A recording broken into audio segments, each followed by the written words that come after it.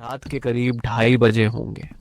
ठंडी हवा के झोंके चेहरे से टकरा रहे थे, लेकिन फिर भी मेरे माथे पर पसीना था। वजह गर्मी नहीं थी, वजह था तो वो सन्नाटा जो इस सुनसान हाईवे पर हमेशा बना रहता है।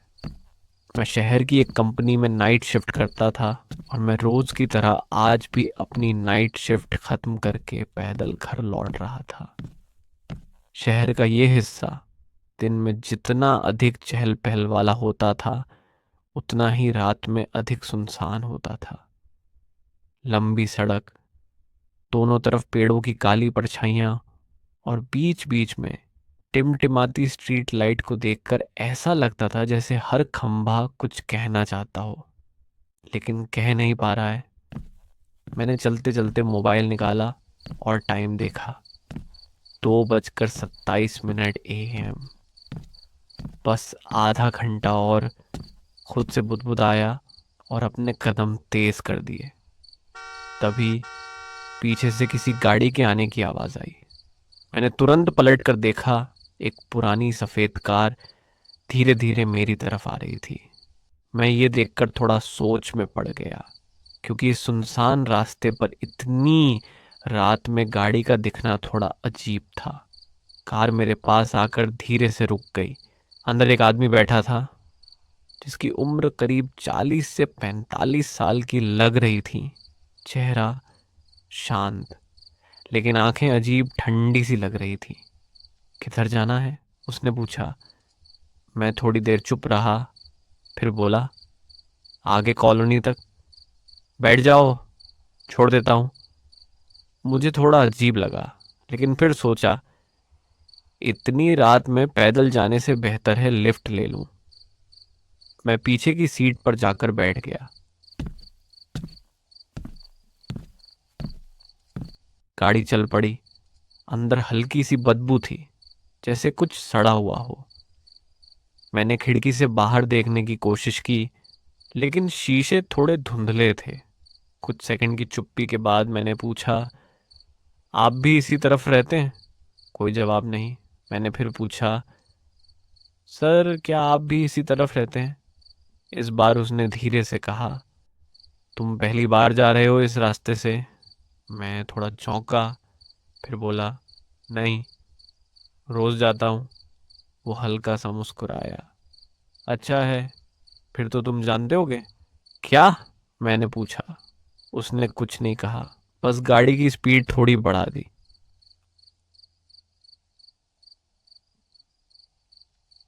अब मुझे थोड़ा डर लगने लगा था। मैंने उससे बोला, मुझे यहीं पर उतार दो। लेकिन उसने कोई जवाब नहीं दिया, और गाड़ी थोड़ी और तेज कर दी। फिर मैंने तुरंत दरवाज़ा खोलने की कोशिश की, लेकिन वो लॉक था। दरवाज़ा लॉक क्यों है? मैंने घबराते हुए पूछा। वो चुप रहा। अब मेरी धड़कन तेज हो गई थी। तभी मेरी नज़र आगे वाले शीशे पर गई, और मैं जम गया था, और उस आदमी का चेहरा शीशे में दिख ही नहीं रहा था।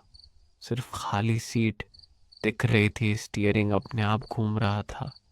मेरा गला सूख गया। मैंने फिर उसकी तरफ देखा।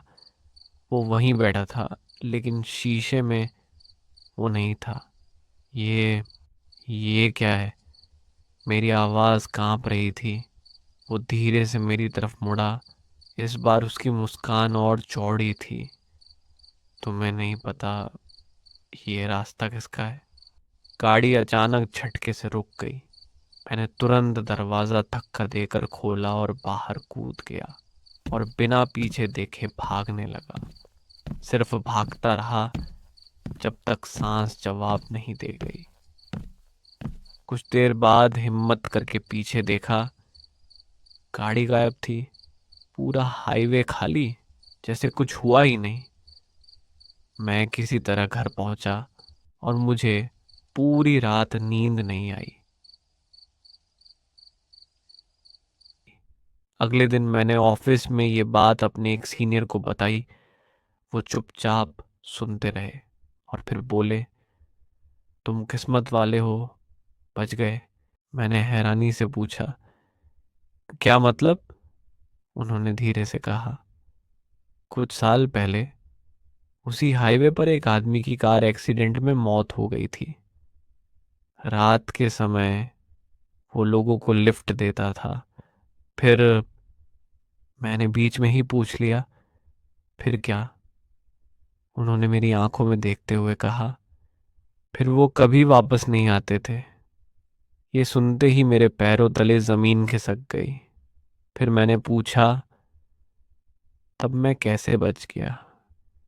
वो मुस्कुराए और बोले, क्योंकि शायद उसने अभी तुम्हें चुना नहीं। ये सब सुनते ही मेरे शरीर में सिहरन दौड़ गई। उस रात के बाद मैंने उस रास्ते से जाना बंद कर दिया। सब कुछ धीरे धीरे नॉर्मल होने लगा।